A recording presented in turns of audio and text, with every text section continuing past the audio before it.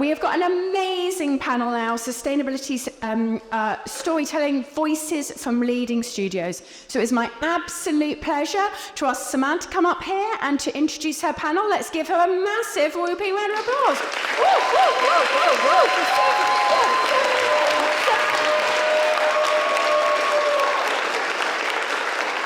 Wow. Is my mic on?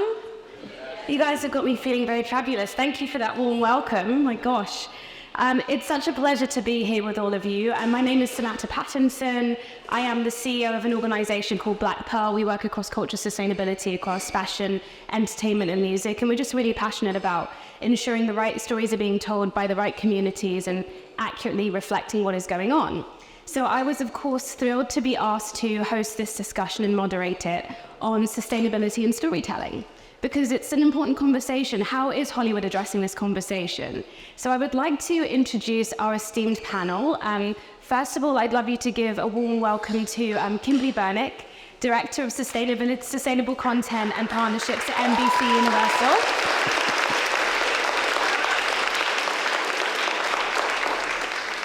Then we have Sam Reed, the Executive Director of the Sustainable Entertainment Alliance. Wonderful. And then last but not least, we have Jessica Thurston, making her way over, Vice President, ESG, Paramount Global.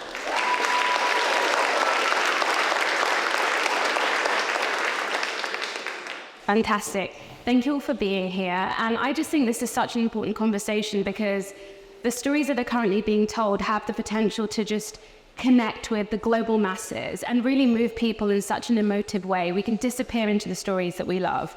So starting out the conversation to make sure that we're all kind of on the same page, I'd love to start with a definition.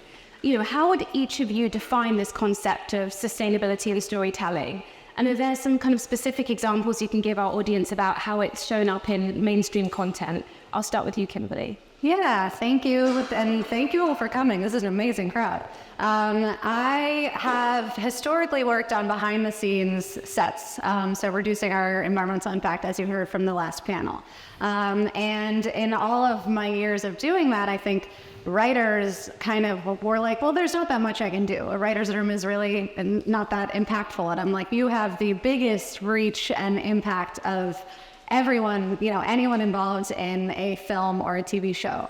And so, I think when it comes to climate storytelling, we kind of look at it from, it doesn't necessarily need to be a movie or a show that's explicitly about climate change. Although we love that too. I think it can kind of range from, the small dialogues that happen throughout a storyline, or, what we're seeing on screen, working with art departments and production designers to kind of, see the behaviors and the world that we want to see in real life, or the character traits. So, what are they eating? What are they drinking out of? How are they getting to work? And so that's kind of, the starting point. And then also looking at kind of outside of the script as well. I think, within a 2-hour window of a film, you only have so many opportunities. But we also have these amazing, reaches as a industry. And so kind of working with our talent and our filmmakers who care about this to also talk about sustainability outside of the script as well. Amazing. Sam? Yeah, so one of the ways that we approach this work at the Alliance is both supporting creators who want to tell these stories, but also helping make sure that these stories are connecting with audiences. So we believe that these stories, can be both creatively and commercially successful. And we've actually worked on a really fun project that shows just that, which I think we're going to show right now. Yes. There we go. Body. Oh, no. We get it. We really do. Climate change is scary. It can make us feel, a little anxious. I'm just trying to articulate the science. I know, but it's so stressful. And we turn to movies and TV to escape. But what if we changed the question? You make me feel. Want to see a great story? Stories can engage with the climate, even as they entertain. All right, but only because I like Earth. Whether they are dramatic. What if the world was to get slightly warmer? So if that happens, we lose. or funny. Happy Earth Day, everyone. I'm Recyclops. Did you know that an old milk carton can be sawed in half and used as a planter? Who's worried about the end of the planet? She's gotten the message that we're doomed. Or stories of courage. It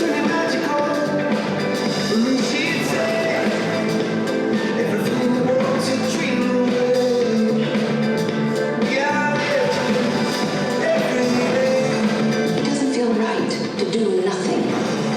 You can break something into seconds. I can take forever to fix it. That's why we have to be careful on this earth. Stories about protecting what you love. Dubai Air is owned by a horrible company. Wanted to turn the southern coast of Nigeria into a hellish, fiery swamp. I can no longer wear the name on my chest. How will you be remembered? There's someone who fall back. Did you just proactively protect the environment? Maybe. Well, our theme is climate crisis meets extinction event. But in a fun way. Okay. It's breathtaking. Or a story of adventure. Wakanda will no longer watch from the shadows. We must find a way to look after one another as if we were one single tribe. Climate change is the story of our time, and it's being told right now in small moments and blockbuster events that are connecting with audiences worldwide. Together we can change the world. So, want to tell a great story? Let's get it done. Go to climateonscreen.org, where climate and great stories connect.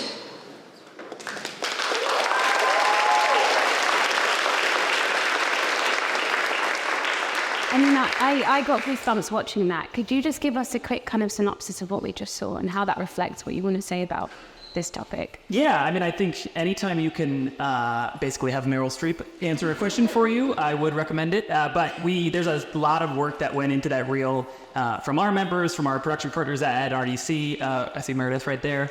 And I think the point of it is showing that these stories can be creatively successful and commercially successful. They do not, it's not just about impact. It's about how we're reaching audiences and how we are engaging them and bringing this to life. And that these stories can be big ones that are premised on climate change, or they can be small moments that show up in the background. But there are so many ways to introduce climate and sustainability into the stories that we tell. Absolutely. And Jessica, I'd love to ask you the same question. We asked in the beginning about kind of defining this concept of sustainability and storytelling, and then I'll come to you with the next question as well after. Yeah, sure. Well, thank you. Thanks for having me. Thank you to Futerran Solutions House. I'm Jessica Thurston. My pronouns are she, her, and I'm responsible for ESG, environmental, social governance, and sustainability for Paramount Global, the media company. And this is such an integral part of what we think about when we think about what is the responsibility of a company like Paramount that operates in so many countries around the world and reaches so many audiences to do for those audiences and to reflect culture. And so when we think about sustainability and storytelling, it's intentionally a bit of a catch-all, but we're drawing a distinction between production and storytelling and the content itself. And when we think about the content itself, that is our opportunity to reach audiences where they are, to meet folks where they are, but also to engage and educate in different ways through different genres and say, this is an incredibly urgent, time-sensitive topic, climate change. But also it's an opportunity to rewrite what the narrative is around climate change and sustainability, not to embed science fiction within it, but rather to say, here's this very large, daunting topic that many folks in the general public might think is the responsibility of scientists or folks like us that have sustainability in our job titles, but rather it shows up in so many different ways. And so we think about kind of two dichotomies that illustrate this. There is sort of active versus passive sustainability-related content, and implicit versus explicit. And so if, take passive content can be you're flying over a neighborhood and there's solar panels. They're not discussed, they're not part of the plot line, they just are the reality. Or in the Mean Girls movie that we did, we had posters from a production company that we worked with that talked about environmental issues, and there's in the background as the kids are going through school. So that's sort of passive content. Versus something like The Curse, which folks might be familiar with. It's like following a couple, a dark comedy, following a couple doing like an HGTV type show about passive houses, which are inherently a concept tied to sustainability. And so what is exciting but also very challenging about defining sustainable storytelling is that there are these different permutations of what it looks like and how we measure it. And I think that, I know we'll talk more about this, but that's part of the direction I think we need to go in, is figuring out, when we're talking about it, what are we even measuring? Which audiences are we reaching with what content? Absolutely, particularly because the issue of climate change affects different communities in such diverse ways. So there is no single experience of it as well. So I completely hear you on that. And I'd love to just stick with you and come back this way with the questions. So getting more specific around kind of your studios and Paramount Global, could you perhaps outline some of the approaches or some of the initiatives that you're kind of currently rolling out or embedding to kind of help support this work around sustainability and storytelling? Yeah, absolutely. One thing that I find really valuable from the Sustainable Entertainment Alliance in particular is that what I've learned is each of us at each of the different big media companies and or studios kind of define ourselves differently, and we're structured and organized very differently, which presents challenges but also allows us to like aggregate a lot of solutions in ways we wouldn't think about. So at Paramount Global, I run the ESG team, which is based in our headquarters and our corporate, but we are responsible for the company's global reach and all of our impacts, disclosures, strategies, from our emissions reporting and tracking and disclosing to social issues of our workforce and diversity, to governance issues of how we talk about things like cybersecurity and data privacy as a company. Within that, we focus on a few key areas that are very material to us, that are very relevant. If we think about Paramount as a company that is a powerhouse of content, but that content is very different when we look at some of our brands like Paramount Pictures, a big movie studio, and CBS News versus Nickelodeon. These present very different opportunities, but also challenges to think about sustainable storytelling. And so the work of developing that overarching strategy sits within my team, but only works if we successfully embed it within each of our brands. And so that has been our approach, kind of one by one. Hey, let's start with this genre of content because we've got a producer that understands, or a director that understands here, or this studio executive into whom this brand ladders is bought into the message here and makes sense. So that has been how we've thought about it. We look at the content itself. It has to be driven by the creators. There is no question. But in what they are doing, do they have the tools that they need to ensure that, they're reflecting the real world? They're reflecting a world in which climate change is here. But also, are there opportunities for things not just explicitly around climate change, but climate justice, energy, access to water, these, I don't even want to say peripheral issue areas, but there's different opportunities depending on what the medium and our brand is. And so we try to really just embed the ability to respond to that appropriately. Fantastic. And I'll have a question for you, Sam, after about empowering the creators and so on. But Kimberly, I would love you to speak a little bit more as well on that same theme of studio-specific approaches and with NBCUniversal and what you guys are working on, if you would. Yeah, of course. So the last couple of years have been very busy. We got top-down support from kind of our highest leadership at the studio, which has made us kind of be able to go all in on sustainability. And so we launched what's called the Greener Light program. We announced it last March. and it is basically a way to expand our sustainability initiatives all the way from script to screen. So that's all the way from the development process to kind of enhancing our behind the scenes production efforts, all the way to marketing and distribution, where there's tons of opportunities.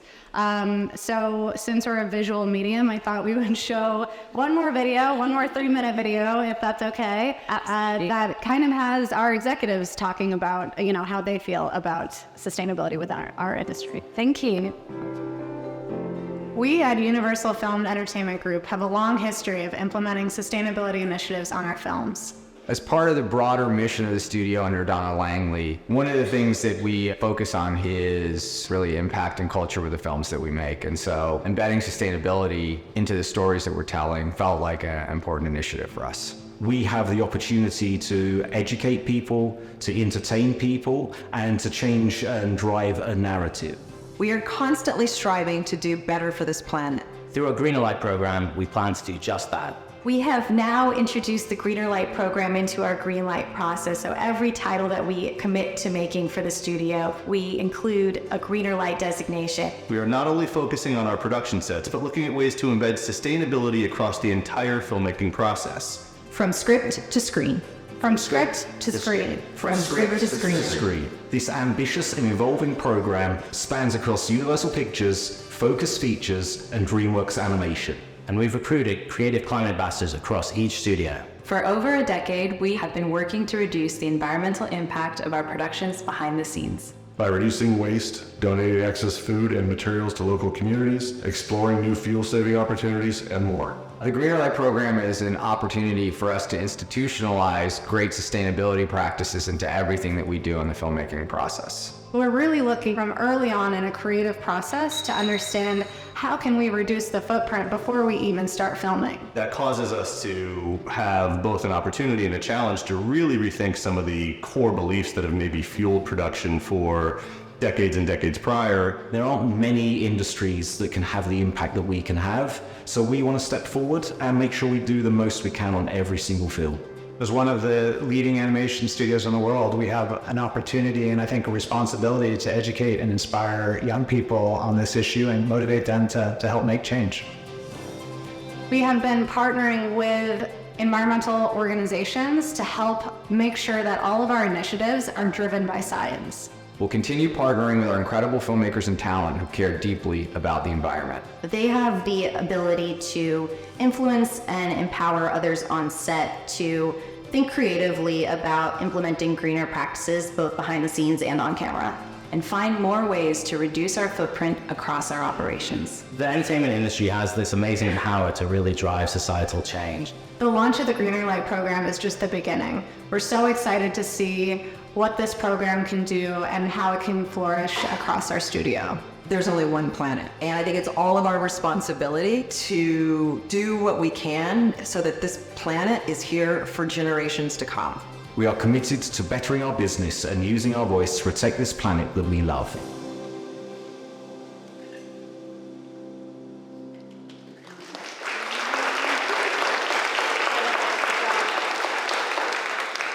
That was fantastic. I was going to ask you, just watching that and knowing that the kind of the program has launched and rolled out, how are you feeling seeing kind of the Greener Light program just kind of now being in action and actually on the ground, kind of motivating and working across your organization?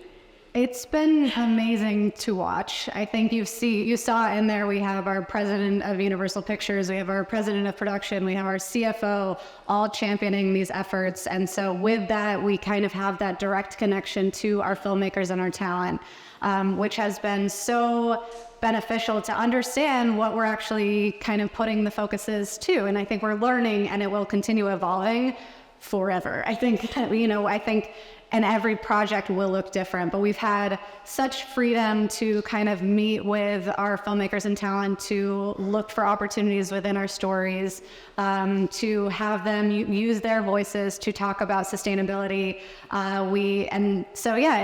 It's been incredible to see this continue to grow and, as I said, flourish across our studio. Fantastic. Well, congratulations. And Sam, I'd love to come to you to speak a little bit more about the kind of the creator side and the writers and And, you know, all of those people who are trying to communicate these stories, or at least capture them in a way that can emote the audiences, you know, how would you say that studios are or can help that kind of demographic of creatives, writers, and so on in their struggle or in their pursuit of doing this kind of sustainability and storytelling work? And are there any particular initiatives or things that you've seen or heard of that you think are particularly effective, or perhaps things you think might, you know, could do with a bit of tweaking and changes here and there to really support this kind of audience? Yeah, I think, you know, one of the things that we all know and talk about it is that climate impacts all of our lives in so many different ways, which is the reason why it is such an urgent issue, but also from a storytelling perspective means there are so many avenues to explore. You know, how is this impacting a character? How is this impacting a character's world across all types? And one of the things that we do at the Alliance, besides working with our members to sort of, you know, help them understand how they can approach this, but also to try and provide resources for creators and filmmakers and writers who are trying to take this on. So there's an incredible ecosystem of groups that do this work and support this work, whether that's NRDC's Rewrite the Future program, or Good Energy, or RARE, or the Hollywood Climate Summit, our friends across the pond at Albert, or Climate Spring. So one of the things that we do is sort of pull those resources together. So Climate on Screen, the website that Meryl shouted out in that video, which is just a fun thing to get to say. And that has a collection of resources and tip sheets and fellowships available. So there's a lot of resources that we try and pull together and make sure that creators who want to tell these stories have access to that support. And I know a lot of the studios work directly with these organizations as well. Yeah. And thank you for consolidating that information, right? Because it is a bit of a jungle out there, and finding one place where you can kind of extract all of that in the same locale is so useful. So really appreciate that. And actually, Kimberly, I'd love to speak to you a little bit more about this, and just specifically some of the work that you did with climate experts around the work with Wild Robot and NRDC. Were there any kind of things you wanted to share about that? I mean, we are so lucky that there are so many organizations that are leaning in on this space, that have the experts that we need, that are now kind of creating dedicated arms to, you know, the entertainment industry. So NRDC, RARE, there's so many that are probably in this room, and they can consult in many different ways. I think, you know, if we have a movie that has an ocean in it, they have ocean experts. If we, you know, want to portray electric vehicles, you know, in the most kind of exciting and cool way, they can help us kind of mold that together and you know, present that to our filmmakers. And so there's tons of ways that we are partnering with them, you know, whether it be a very detailed script review or just an overall project consultation. And then beyond that, I think it's really important to focus on how we can amplify the work of new and up-and-coming climate storytellers.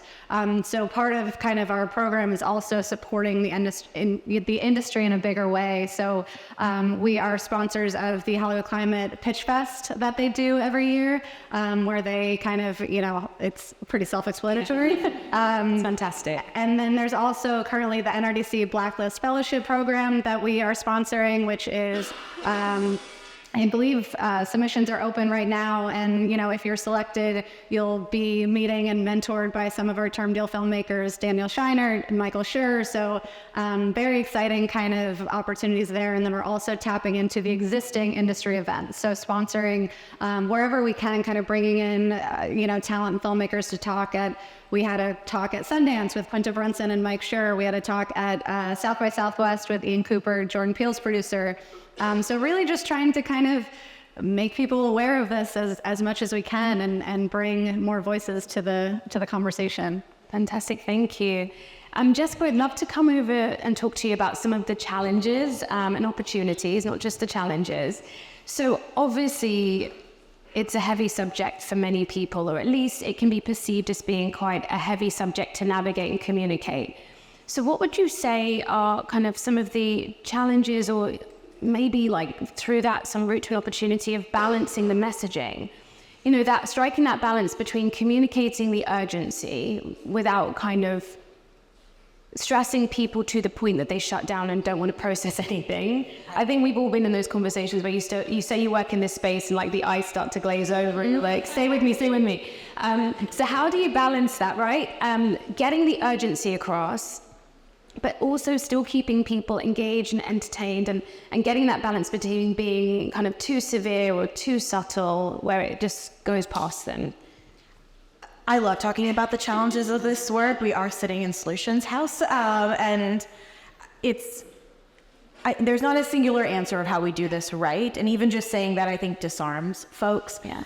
But so often when we talk about, embedding climate in content, the look is like, she's going to make me do a documentary. And first of all, I don't have any sort of power to do that, which is most important to note. But to remind folks that this is about ensuring first and foremost that the worlds we're creating are reflective in appropriate ways of worlds that our audiences are familiar with. And in that, yes, part of that is climate change and the warming oceans.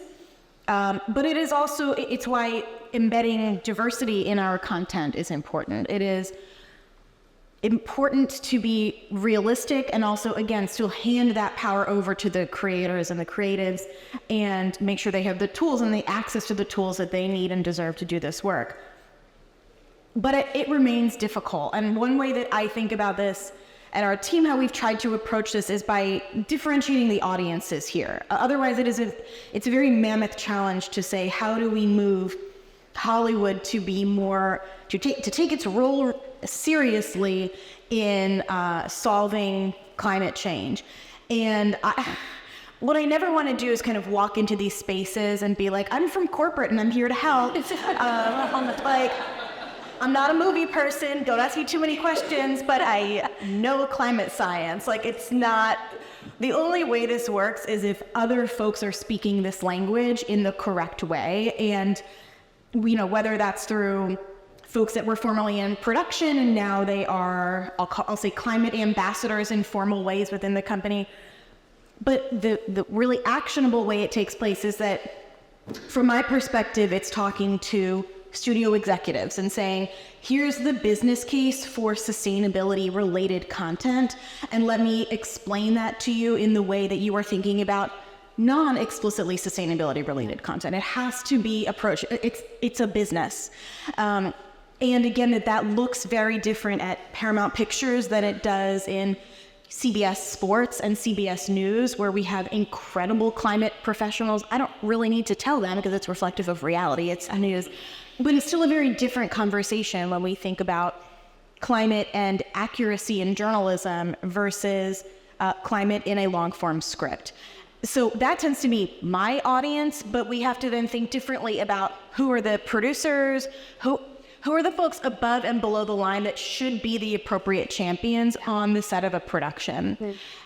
And then the last thing I'll say is that I do try to, again, draw that distinction between production and content. But that's really because there are different folks doing different jobs. And again, we have to be realistic that this is an industry in which people are working, and there is a bottom line we need to be reflective of. But depending on the production, there needs to still be that sense of responsibility and eagerness around climate and sustainability from the beginning. Mm-hmm. So that's really not a singular solution, but I have found it important to differentiate those audiences to be able to at least break down this challenge in my mind and say, let's at least start with this conversation here with this decision maker. In the meantime, I'm going to have all these tools ready for those in the writer's room, and let's make incremental progress on this season of this show and then look back at what we've done. Nice. Thank you. Sam, I'd love to come to you on this topic of kind of challenges or sometimes pushback. Have you encountered that, or can you give examples where you've encountered that pushback when it comes to kind of trying to navigate and get these climate stories out there, whether it's from industry or from audience, and how do you navigate that?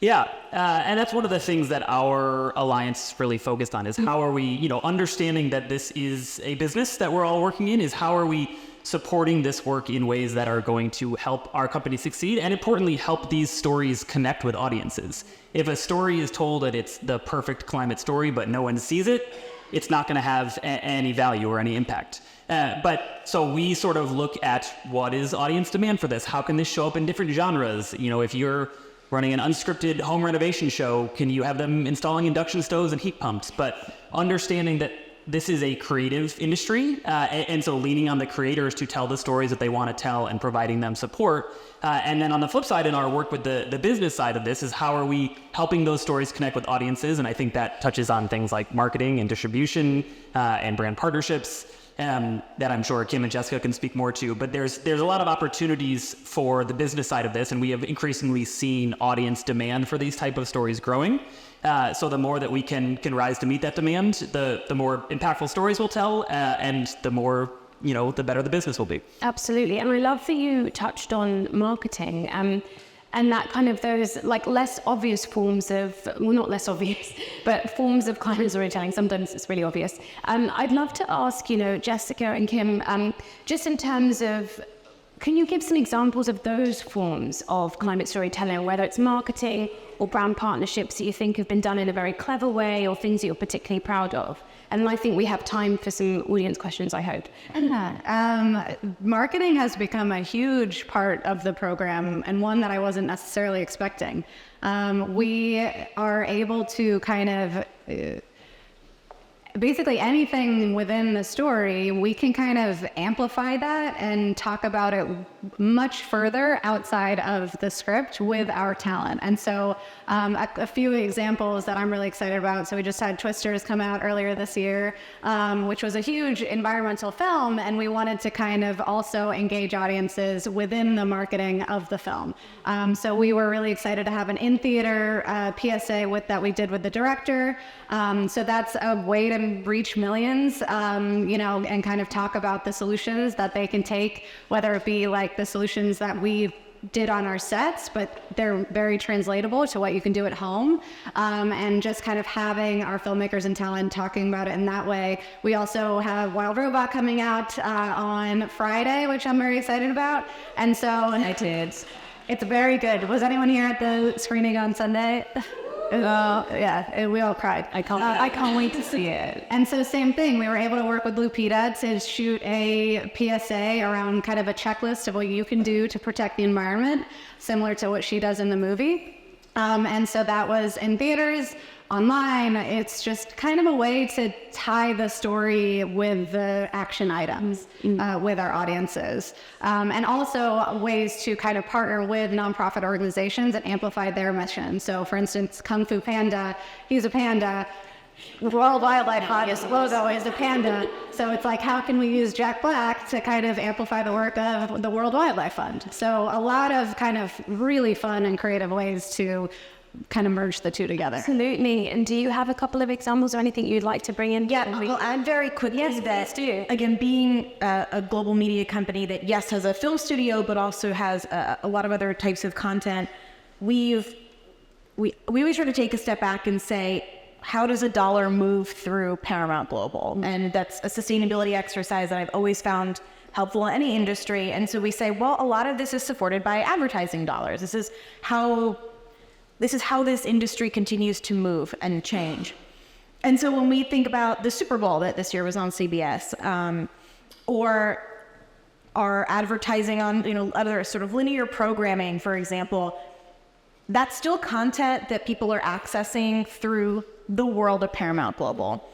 And while we're not necessarily creating that content itself, it's still part of the overall package of how we are reaching folks. So we think a lot about advertising, ad sales partnerships with my team, for example, and just finding other, again, ambassadors like Lupita sounds pretty badass.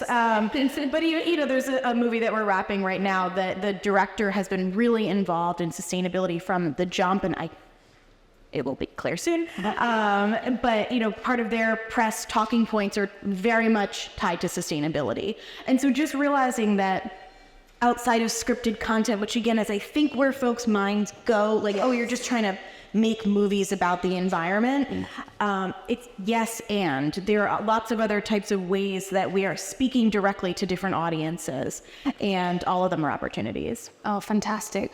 We have like a few more seconds, and I would love to just ask the last question because I think it's really important. And it was, what kind of stories do you hope to see more of in the future? Even if you could just give me a line each, we'd really appreciate that, because I think it's a nice note to end on before we try and squeeze this question in. I'll go quickly. I really just want to see more content be reflective of reality. And I know that sounds very simplistic, but that there are, whether it's electric vehicles, whether it is folks grappling with secondary and tertiary issues that actually are the result of climate change. Stories about climate refugees, a term that we might all think about in this room, but a lot of folks don't. But even more content that is about all of this and doesn't say climate, I think is what I really want to see, because then again, it's less like, hi, I'm here thinking about the environment dressed in green all the time, and who else can be, there's really more leaning into the watermelon vibe, but it did happen. That was my thing for the day, but I think that's where we'll start to reach more folks, and it's like I say with ESG and sustainability all the time, if those of us in corporate sustainability do our jobs well, we will write ourselves out of a job. And that's my goal with sustainable storytelling as well. It should just become part of the language and the lexicon of creating content that we can fade into the background. And I'll just take any sort of part-time job after that. That's it. Do you have it? I will lead into the theme of the day and just say solutions. I think, I love a good dystopian thriller as much as the next person, but also stories that can inspire and paint the picture for solutions for folks and sort of help let people know how they can take action and what the world can look like if we do. Fantastic. Thank you. Anything for me? Yeah, I'm gonna piggyback off of my colleague Audrey Bynentang, who was on the last panel, because she made a really good point that we want to make it cool. And I don't know that we do that enough. I think there's always been this kind of trope when you watch environmentalists on screen and they're kind of nerdy or hippie or crunchy. And I think that it's so, this stuff is so cool. Yeah. And I think it's just kind of representing that and representing green jobs that are really cool and kind of just showing, Twisters is a bunch of sexy scientists. That's all they talked about was science in the film, and they made it cool. And so kind of more of that and kind of getting people excited about sustainability versus kind of dreading it. Thank you. Great answers, right?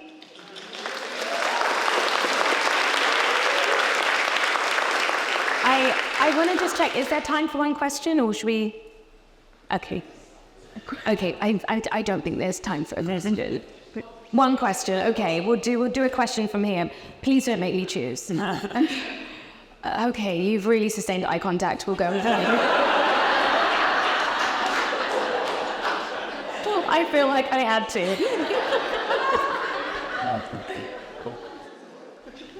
It is Michael, thank you.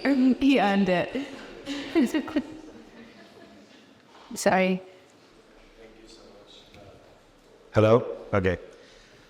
How big are big production studios like your NBCUniversal and Paramount Global open to welcome independent productions on sustainability or documentaries on climate solutions from unknown independent producers?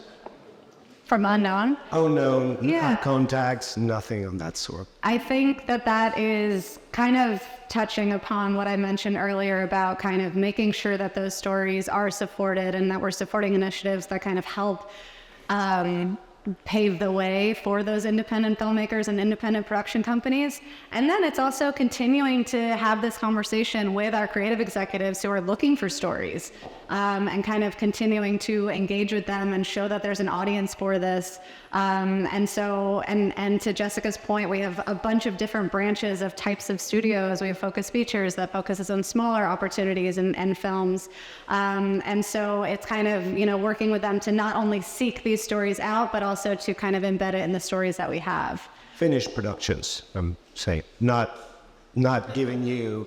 Yeah. They're going to film festivals. I'm really excited about, we were able to sponsor the last weekend's Climate Film Festival as well. And so continuing to kind of support, these independent films and making sure that there's a continued audience for them. Thank you so much. Oh, did you have any? I'll add very quickly that the reality of so many of our productions are that they are partnerships with third-party production houses and that they are lifting up independent filmmakers, creators, But I also think, I'm really glad you raised this, because part of us creating a sustainable business model itself is to recognize that given our size and stature, we have the opportunity to shape markets and to move markets and to take risks on things like the Greener Light program or different standards in sustainable production and in storytelling because of the stretch that we have. And so I think that's going to continue to be even more of a focus actually in the future. That's how we sustain ourselves, is by engaging with independent filmmakers. Fantastic. Thank you so much. Thank you, everyone.